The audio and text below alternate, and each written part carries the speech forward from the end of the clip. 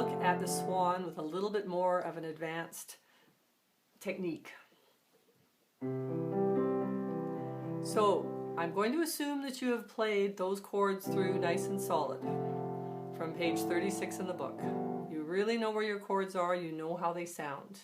You've played them with your left hand only, not with the right hand, because you know that you can't concentrate fully on one hand while the other hand is playing away.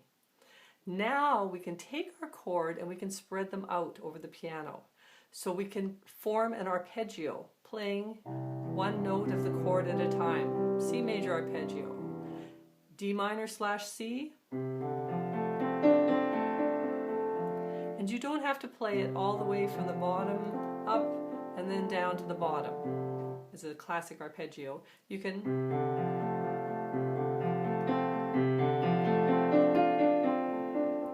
have some fun with it. So depending on your level of technique and how free your left hand can be from the right, then you can choose what notes you want to play in the left hand. So we're going to play just a nice up and down arpeggio, and then a little bit of a difference in there. I'm just kind of hanging out on the top two notes, then down lower.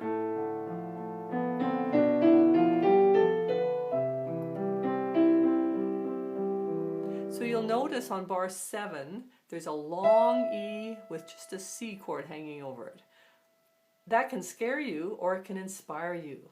You can now say, I'm free, there's nothing happening up here in my right hand, I'm going to fill it in with all sorts of goodies in the left hand. And you can play it differently every single time.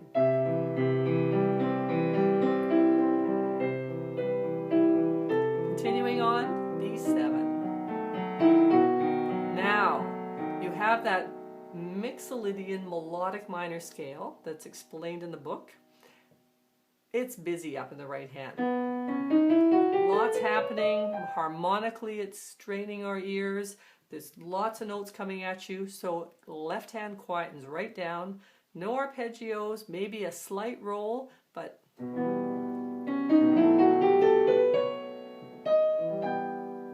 something that is a little bit different in order to smooth the way for that right hand. So let's back up a little bit and I'll show you what I mean in the whole scan of things.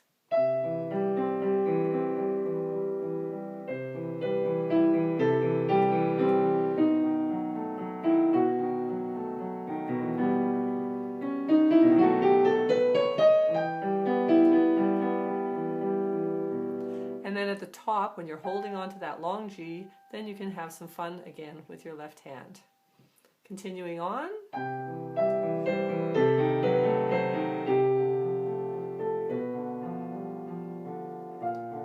And make sure, even though your right hand is playing the melody, but your left hand is doing a lot of stuff there, it doesn't get in the way of that right hand melody. You don't want to have it nice and loud like the right hand.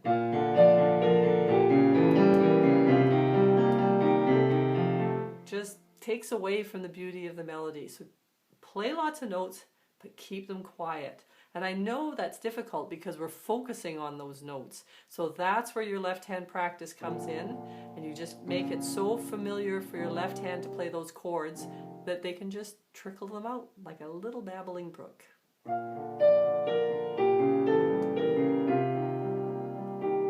So put it all together one step at a time. Have some fun experimenting with what sounds good in your left hand, and you'll be playing a Swan as beautiful or more beautiful than Camille Saint-Saëns wrote it.